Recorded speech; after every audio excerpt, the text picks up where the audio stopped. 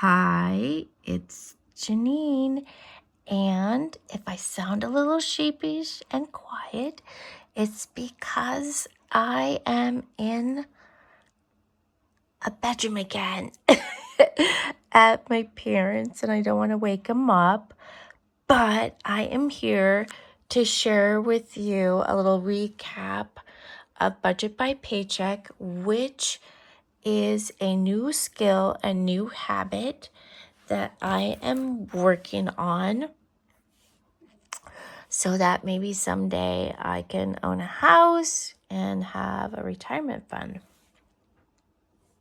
All right, so with that said, you're going to probably want to know about my habit list, right? That has all of these minus signs for the very things that I need to be doing in order to save money for our house. So what happened here, right, Jenean? There's no money I didn't do any debt payments or bill payments or savings contributions, house savings. I have a fund for my car, which is super old. It cost me a lot of money to put a new transmission in this year. So I decided on a number for that savings plan. And I have got some minus signs for my planners. And I still have yet to finish getting ready for bed. So what's the deal? Well, here's the deal. It is the beginning of the month and I paid rent for my son and I, and it is not cheap. And then I am supporting a family member through graduate school. And so right now we only have $897.29. And yeah, so I'm going to have to wait until the next paycheck to start putting some pluses on these items. So just forgive me. Now, I think that I have mentioned before in some of my other videos that I'm a board certified behavior analyst. And I have listened to this book on YouTube, the whole entire thing by James Clear. And I also read it last year, but I am rereading it and applying it, which last year, I don't think I did a good job of really focusing on some of the most important habits that would get me to where I want to be. Because if I had, I would have more money in savings, more than like 95 cents. So yeah, for my auto savings fund. I did though. I did get an emergency fund started, and so like what is this, $1,000, and yeah, and then I started another emergency fund, so a 3-month emergency fund. So yeah, and that one is just a daydream, but I also like to color, so yeah. So now what I want to share with you is that last month of August, I know I didn't post a lot of videos, and I had aims of sharing my journey with Budget by Paycheck. And here is what happened. My mom passed away on August 12th. I was with her. And so August, just maintaining my client and workload and doing this, I just really didn't have the bandwidth to be posting on YouTube. And, I was struggling through the grieving process. But as I flip through it, I just want you to know that I did change a lot of habits last month, including my son and I are cooking, and we are not buying what I would say very expensive foods, which I had been doing before, like expensive prepared foods, right? So we're doing a lot of cooking from scratch, and my son now loves cooking. So, I mean, my changing my behavior has really resulted in, you know, a positive effect on my own son. So that's been a pretty big deal. And I also wanted to say that I only spent, if you see this, and I say only, so if you are in a tighter budget, I don't mean to be disrespectful, but groceries at the grocery store, $646.42, and dining out, $65.26, which $50 of that had to do with a Starbucks run the weekend that I spent with my mom. And that just all happened unexpectedly, and I wasn't going to go back home and cook. So you can forgive me for that. But this is kind of my recap. And mind you, I do have a small therapy practice. Just a few years ago, you know, during COVID, I was making 21 an hour. I think I got up to 27 an hour. And then I became assistant clinical director, maybe after I passed my board exam for becoming a board certified behavior analyst. So, you know, if you want any encouragement for changing your career pathway later in life, I am here for that. I'm like, reach out to me in the comments. We can make a connection through email. And I would be happy to share my story and encourage you, you know, on a pathway to making more money. So, yeah, because it honestly was just a few years ago that I was working for intern wages. So, yeah. So if you see these numbers, don't judge me for it.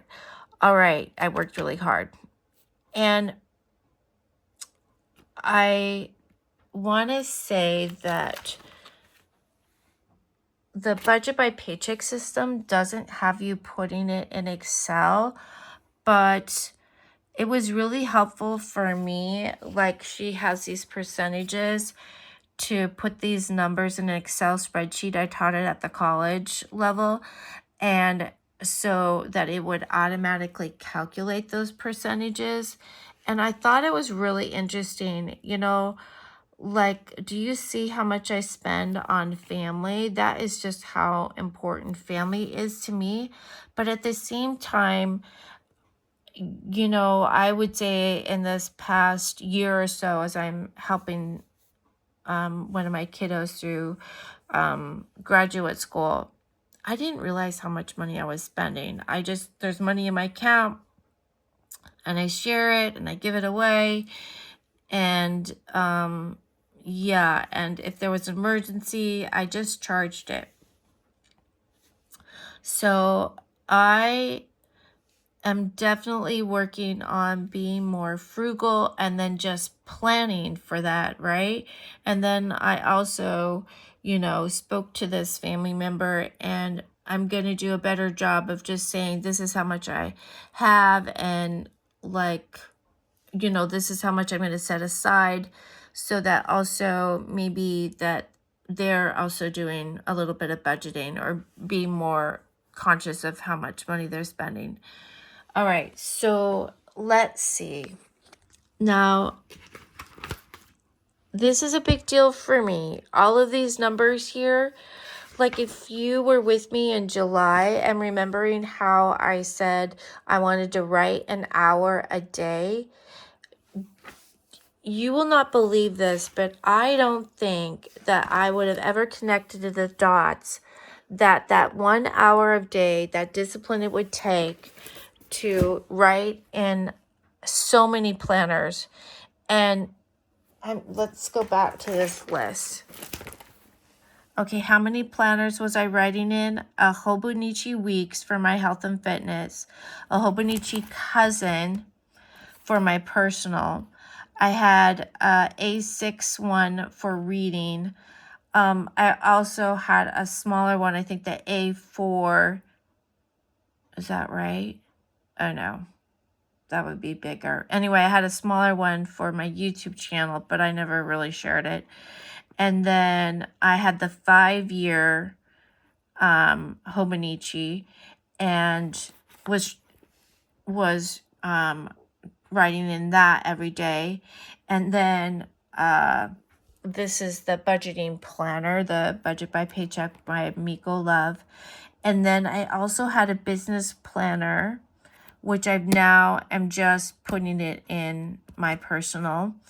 And then, yeah, that's a lot of planners. So if you go back and watch some of my videos, you will see my planner stack, and it was huge.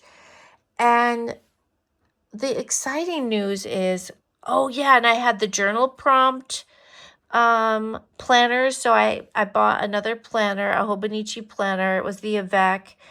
And I was doing Helen Wang's from the Coffee Monster Co. Journal prompts, and I was writing out a response to each one of her daily prompts. Yeah. And then I added a Japanese planner because I want to learn the language. Yeah. So now here's the thing. It was a little insane, but I did acquire the habit of writing in planners, and also just writing that endurance to write and attend to something that maybe that I know I wasn't attending to in that much time. And the Budget by Paycheck, it does take some time. It's not exactly exciting or fun to do, like putting stickers in my planner. So that habit of writing in all those planners and writing an hour every day has now helped me in being disciplined enough to write in the Budget by Paycheck planner, which actually takes me far less if I just do it every day than all those planners I was doing. So I'm probably going to revise my planner routine. And if you look here, I spent money on my 2025 lineup. Now, here's an improvement. I have a video on a planner haul, a Hobonichi planner haul. It was my first video. It did really well.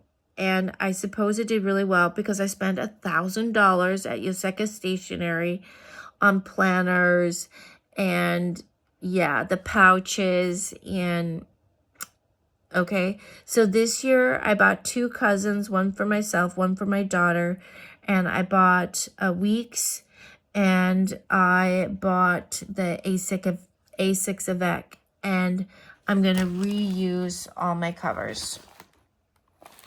Although, believe me, I looked at all the new covers, and I daydreamed, and I put them in the cart, and I just did not buy them. And so I am not saying it's easy, and I can't promise I might not buy one new pouch, but I will use it as a reward. Okay, so now let's go back to these basic habits. And mind you, I reviewed this with you this morning, and what I did this evening is I got caught up in recording on this habit inventory, which he suggests, kind of just being able to figure out which habits are easy for you and which habits you don't have in your daily behaviors. Yeah, okay. So forgive me, I'm getting tired. Okay, I'm stumbling over my words. So I actually said I was going to get on the scale, and then I ran out of time, and I really don't like getting on the scale with my clothes on. I couldn't do it. So there's a minus. But you know, it's rare that I don't weigh myself. So most of these morning activities, it's only the walk that every now and then I wouldn't do, but honestly, I don't even think I need to track these behaviors anymore. What's happened now that I'm getting up at 5:58 a.m. And for those of you that are curious as to why 5:58 a.m., it's the time of my mother's passing, and I was with her at that time.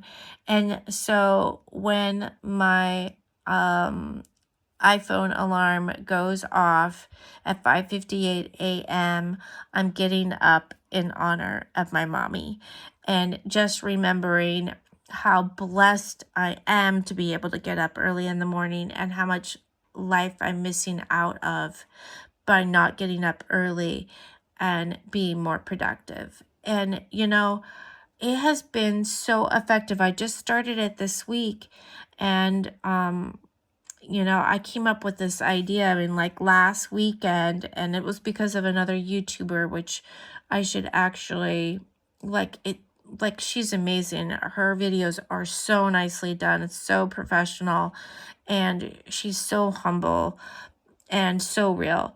And she talks about getting up, I think, at 4:30 a.m. and how not everybody, but most people find they're more productive in the morning than in the evening. And that is exactly the truth, because by the time I'm finished with working with clients, by the end of the day, I get home and my son and I were cooking, and that turned into be pleasurable, but I'm pretty tired.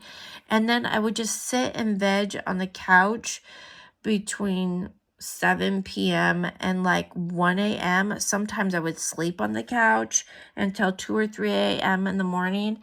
And so I like going to bed early and getting up in the morning. Like, I don't know what it is, but definitely I have more energy. I'm awake, and I think I slept better the night before. I don't know, it's really magical. So I'm gonna keep doing it. I don't think I'm gonna wake up though tomorrow morning at 5:58 a.m. But I don't think I will get up as late as sometimes I have on the weekends. So yeah. So then the transition out routine, I'm doing great. So I don't even think that I need to track that as well. And actually I did the quick clean routine. I filled this out and I realized, last week I'm going to clean the bathrooms, and we changed the sheets this week. My son actually put the beds together. So I put the garbage out. So I could have filled that out this morning. And I do meal prep almost like every day, because I'll make a lunch for myself, and then I will oftentimes make a lunch for my son, and then he cooks dinner. And then I have learned how to save anywhere from 25% to 50% on my Safeway bill. And so if you want to know how to use their health app to save like 75 cents or more a day, as well as save on their U deals, wow, I'm the queen of Safeway deals. If you have a Safeway in the area, you're missing out if you are not taking advantage of all the savings they have to offer. I'm like a Safeway girl now versus a high-end market. So yeah, that's how I saved so much money on my groceries last month. Okay, so afternoon routine, this is definitely like I need to have like this on my daily checklist, and I'm just gonna, I don't know, do something in my planner. Like there's just not enough space. So I don't know, maybe I'll make a tip in. And then my nighttime routine, wow, like this is where lately, I've only been doing my personal planner, and I do want to have like the week's planner for my health. That one I want to keep up with, my reading planner, and I am keeping up with this. So 2 out of maybe 4 I'm good with. Oh, 5, and I need to do the 5 years. So I need to add those back in. So maybe next week you'll see me do those. So now I did want to, before I check out, is I wanted to connect the Atomic Habits tips for choosing a goal, and then I'm applying those tips to a goal of investing money. So a goal needs to be specific, measurable, achievable or obtainable, realistic, and timely. I mean, you need to have a time frame on it. So here's an example of a goal that meets the SMART goal criteria. Jenean will save 10% of her income and invest in a stock market. Now, remembering, right, like I did the work to determine, yep, and I'm going to do it again for September, what 10% of my income would be. And I will invest in a stock fund as measured by taking the total monthly income, sorry you guys for the poor camera work, and multiplying by 10%. And I will complete this task at regular intervals determined by date of paychecks. And I never know when I'm going to get a paycheck from an insurance company. So yeah, I don't know, like I'm waiting, and I think that the mail is slow because of Labor Day weekend. So yeah, today is August. Oh my gosh, why did I say August? I'm so tired. Today is September 7th, 2024. If just in case you're watching this at a later date.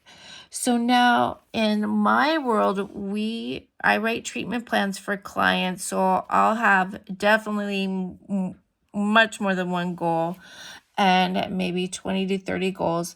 And then we take that bigger goal and we break them down into objectives. So, the thing is in order for me to complete this goal, I have to learn how to invest in a stock market fund. I don't even know the steps, right?